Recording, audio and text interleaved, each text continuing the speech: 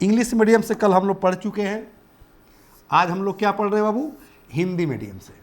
और मैं आप लोग को हिंदी मीडियम से इसलिए पढ़ा रहा हूँ ताकि 100% कंसेप्ट क्लियर हो जाए। ओके, और पहले भी मैं बता चुका हूँ कि हम लोग 2 in 1 स्टडी कर रहे हैं, यानी कि आम के आम और गुठली के दाम, यानी कि हम लोग ग्रामर भी सीख रहे हैं और स्पोकन भी सीख रहे हैं। तो सबसे पहले मैं चाहूँगा कि वॉइस यानी कि सिंपल प्रेजेंट टेंस का वॉइस, निगेटिव सेंटेंस का पहले स्ट्रक्चर लिख दूं ताकि सेंटेंस बनाना बिल्कुल आसान हो जाएगा। ओके, तो याद रखना है बाबू, सबसे पहले हम लोग क्या करेंगे? ऑब्जेक्ट लिखेंगे। पता है क्यों? क्योंकि मैंने कल बताया था कि वॉइस का मतलब होता है कि ऑब्जेक्ट का प्रधान होना, यानी कि वॉइस में ऑब्जेक्ट प्रधान होता है जबकि टेंस में सब्जेक्ट प्रधान होता है। ओके, तो वॉइस में जब सब्जेक्ट प्रधान नहीं होता है, ऑब्जेक्ट प्रधान होता है, तो सबसे पहले ऑब्जेक्ट लिखेंगे। यहाँ जो मैंने लिख दिया ऑब्जेक्ट, उसके बाद जो है आवश्यकता अनुसार इज, आ, एम, और निगेटिव हम लोग पढ़ रहे हैं तो नॉट लगाएंगे, प्लस वर्ब का तीसरा फॉर्म प्लस OW। OW मतलब अदर वर्ड्स। स्ट्रक्चर को फिर एक बार समझ लो बाबू।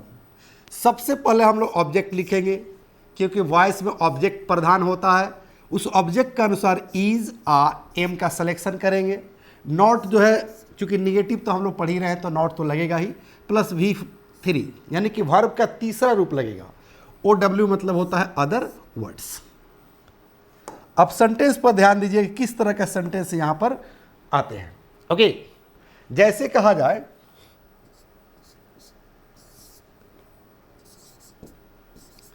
चाय शाम में नहीं पिया जाता है।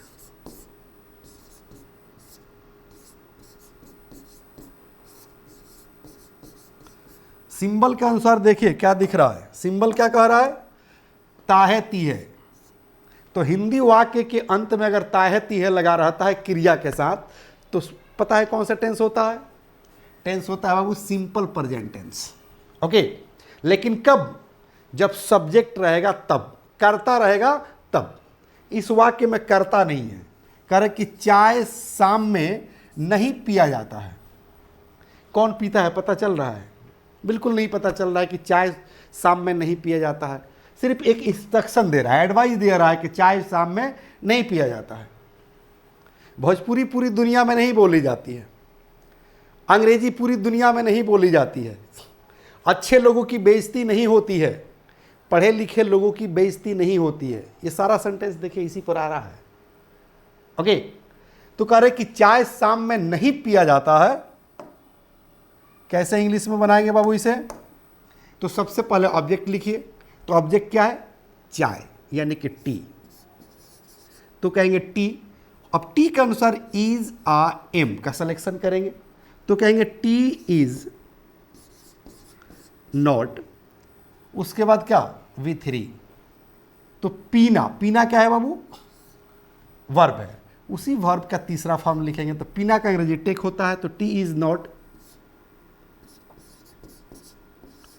Taken.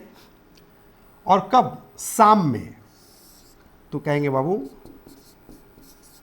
In the evening. Very simple.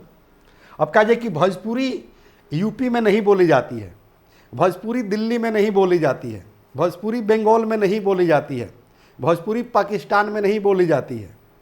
बनाइए इसी पर।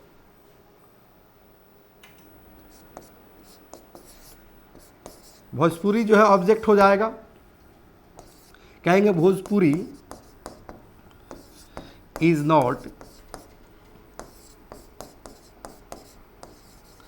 Spoken in. अब जहां लिखना चाहते हैं लिख दीजिए, यहां पर जगह का नाम तो लिखना है। Bhojpuri is not spoken in Delhi, in UP, in Mumbai, in Kolkata, in Pakistan, in London, in America. Okay, यानी कि भोजपुरी नहीं बोली जाती है, जगह का नाम लिख दीजिए, सेंटेंस जो है तैयार हो जाएगा। ओके, अगला सेंटेंस पर ध्यान दीजिए। जैसे कहा जाए कि अंग्रेजी पूरी दुनिया में नहीं बोली जाती है, वैसे तो इंटरनेशनल लैंग्वेज है, लेकिन अगर आप ऐसा बोलना चाहते हैं कि अंग्रेजी पूरी दुनिया में नहीं बोली जाती है, तो क्या कहेंगे बाबू? English is not spoken. यही थ्योरी याद रखना बाबू। Object is are am not uh plus V3, तो V3 हो गया ना spoken. English is not spoken पूरी दुनिया में, in all over the world. अब कहा जाए कि आपकी बेइज्जती नहीं होती है। The first step towards achieving your dreams is having the right coach.